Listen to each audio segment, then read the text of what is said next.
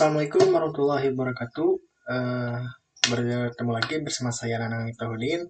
Di kesempatan kali ini saya akan menjelaskan training tentang P3K. Baik, lanjut aja ya. Apa sih maksud dan tujuan P3K itu?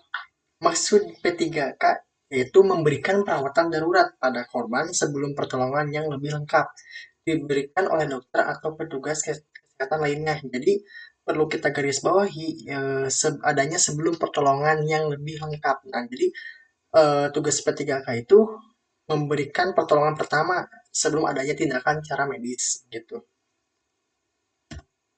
Nah, P3K diberikan untuk ada 5 poin. Yang pertama itu menyelamatkan nyawa korban, meringankan penderita korban, mencegah cedera atau penyakit menjadi lebih parah, mempertahankan daya tahan korban, mencarikan pertolongan yang lebih lanjut.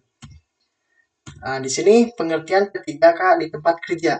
Upaya memberikan pertolongan pertama secara cepat dan tepat kepada pekerja atau buruh dan atau orang lain yang berada di tempat kerja yang mengalami sakit, cedera di tempat kerja. Petugas P3K di tempat kerja, yaitu pekerja atau buruh yang ditunjuk oleh pengurus atau pengusaha atau pimpinan dan diserahi tugasnya tambahan untuk melaksanakan P3K di tempat kerja. Jadi bisa jadi kalau misalkan si A itu ditunjuk oleh si pimpinan untuk diberikan tugas tambahan itu menjadi seorang P3K. Gitu. Nah, fasilitas P3K di tempat kerja. Semua peralatan, perlengkapan, dan bahan yang digunakan dalam pelaksanaan P3K di tempat kerja. Nah, ini Peraturan Menteri Ketenagakerjaan nomor 15 bulan 8 tahun 2008 tentang P3K di tempat kerja. Nah, di sini ada di pasal 2 yaitu kewajiban pengurus atau pengusaha. 1.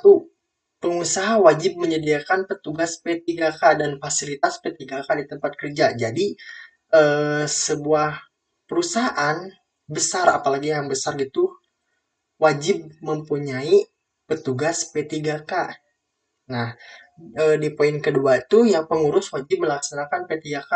Nah, nanti kalau misalkan ada petugas P3K, nah itu wajib harus memberikan pelaksanaan training gitu di tempat kerja tersebut untuk dilakukan adanya training P3K.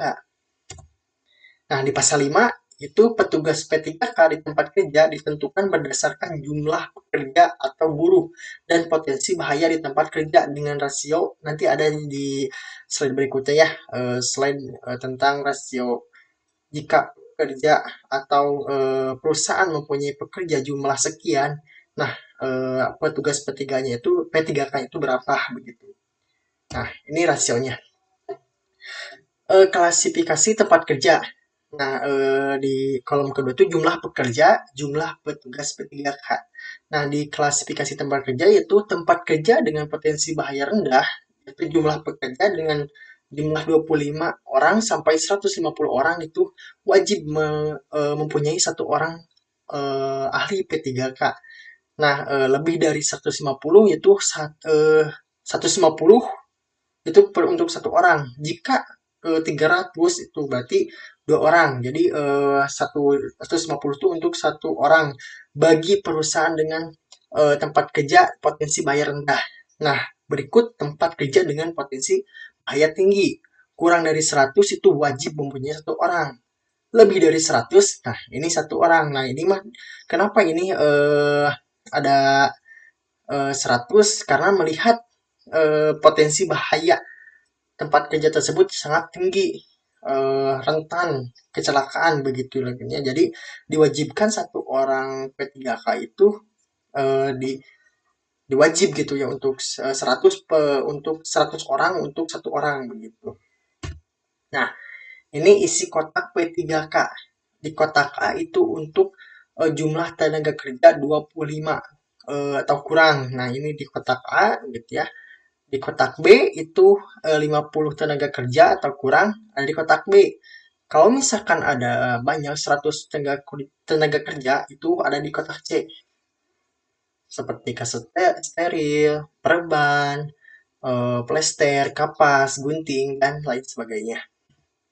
Nah, ini jumlah pekerja atau buruh jenis kotak P3K dan jumlah kotak P3K.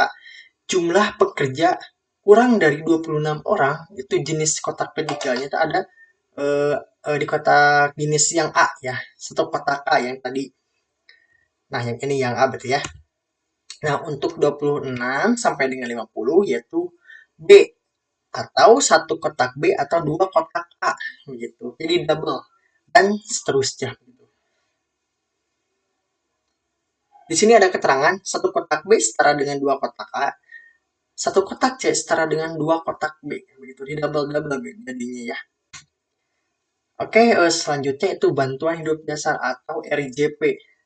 Nah, ini indikasi RJP atau BHD itu sebelum melakukan bantuan hidup dasar, kita harus mengetahui indikasi untuk dilakukannya BHD, yaitu adanya henti napas dan henti jantung. Nah, henti nafas yaitu ditandai dengan tidak adanya gerakan dada dan aliran udara pernapasan dari korban atau pasien. Henti jantung bisa diketahui dengan pulsasi nadi yang tidak teraba. Sering kali akibat dari tidak adekuratnya sirkulasi otak, pasien dapat mengalami penurunan kesadaran, dapat mengalami henti nafas. Nah, jadi tidak sembarangan untuk dilakukannya BHD, yaitu kita harus mengetahui dulu eh, dari dua poin tersebut, yaitu henti napas dan henti jantung. Bila korban, nah ini perlu diketahui, bila korban mengalami henti napas belum tentu henti jantung. Akan tetapi bila korban henti jantung secara otomatis henti napas. Nah, ini alur dari proses CPR atau tadi yang RJP ya. Nah, yang pertama itu cek respon, yang kedua meminta pertolongan. Jadi si penolong itu meminta pertolongan ke tenaga medis gitu. Jadi sambil kita melakukan RJP, kita juga harus antisipasi, yaitu harus menelpon dulu tenaga medis. Nah, selanjutnya cek napas dan nadi secara bersamaan selama kurang dari 10 detik, tidak lebih lebih karena terlalu lama gitu ya. Nah, di sini ada 3 kompresi, 2 napas, 2 menit. Nah, di sini bisa dilihat yaitu dilakukannya RJP dengan di tengah-tengah dada. Itu tengah-tengah dada ya. Kalau kita boleh praktekkan itu simpan 5 jari kita di sini. Nah, 2 jari di sini, terus nanti di sini tengah-tengah. Nah, pas ujung dari ini kita lalu lakukan RJP. Baik. Nah, setelah mungkin adanya eh, gerakan, adanya dilakukannya setelah dilakukan RJP ternyata si korban itu ada pergerakan gitu. Nah, lakukanlah dengan recovery posisi atau posisi dengan nyaman yang membuat nyaman si korban. Nah, jika tadi proses JP-nya tidak stabil gitu. Nah, boleh dilakukan dengan adanya tindakan eh, diberikan napas bantuan gitu, napas buatan gitu.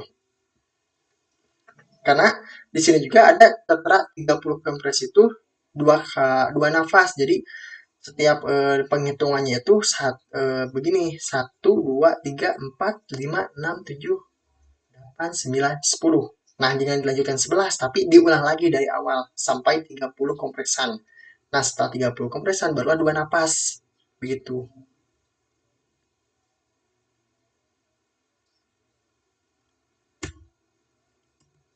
Itu. Nah, langkah-langkah CPR yang tadi pemeriksaan napas dan nadi secara simultan. Periksa napas dan nadi karotis yaitu nadi leher. Nah, di sini ya, korban secara bersamaan setidaknya selama 5 detik, tetapi tidak boleh lebih dari 10 detik. Nah, gitu. Jadi tidak boleh 15 detik gitu. Karena apa? Bisa memperlambat penolong gitu ya, pertolongan gitu kepada si korban. Nah, kenapa ini kok nadi karotis? Kan ada lagi tadi di tangan gitu, di pinggang, di yang gitulah yang cuma di tangan. Kenapa ya harus nadi karotis? Karena apa? Untuk memudahkan si penolong supaya si korban tidak adanya pergerakan lain gitu, takutnya kan tangannya patah atau misalkan terjadi apalah gitu supaya si kan tadi juga supaya si korban itu terasa nyaman di saat ditolong gitu. Nah, lakukan penjagaan napas dengan melihat naik turunnya dada korban. Dengarkan dan rasakan dengan pipi udara yang dihembuskan oleh korban. Nah, lakukan pengecekan nadi dengan meraba arteri karotis, yaitu nadi leher yang ada di leher dengan meletakkan dua jari di bawah sudut rahang atau di sisi penolong. Nah, oke, sekarang lanjut ke cedera jaringan lunak. Perdarahan, nah ini perdarahannya cukup ngeri gitu ya. Yaitu rusaknya dinding pembuluh darah yang dapat disebabkan karena kecelakaan atau kambuhnya penyakit. Yang kedua itu dilihat dari tempat terjadinya pendarahan dibagi menjadi dua, yaitu pendarahan terbuka, yang kedua itu pendarahan tertutup. Nah, apa sih itu pendarahan terbuka? Kerusakan dinding pembuluh darah disertai dengan kerusakan kulit sehingga darah tampak jelas keluar dari dalam kulit. Nah, ini yang tersayat gitu ya, yang sampai robek gitu, sampai si lukanya itu keluar. Nah, sedangkan pendarahan tertutup atau pendarahan dalam itu kerusakan dinding pembuluh darah tanpa disertai kerusakan kulit sehingga darah tidak tampak keluar. Nah, ini yang memar gitu ya. Eh, yang biasanya tertimpa apa gitu batu atau apa gitu yang memar. Nah, itu si darah itu nggak keluar. Nah, itu jadi yang rusak tuh di dinding pembuluh darah yang tanpa disertai kerusakan kulit. Jadi yang kulit luarnya nggak rusak, yang di dalamnya rusak gitu. Nah, ini jenis pendarahan luar, yaitu arteris, pendarahan nadi, sampai, nah ini sampai nadinya itu sampai mencot gitu. Nah, itu nadinya pendarahan nadi.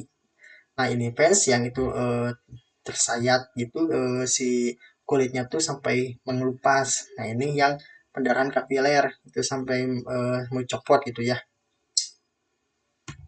Nah, ini teknik mengendalikan pendarahan. Nah, itu udah jelas ya teknik yang juga ada gitu. Tekanan langsung. Nah, itu tekan langsung tepat di atas luka dengan menutup luka. Umumnya pendarahan akan berhenti kurang lebih 5 sampai 15 menit.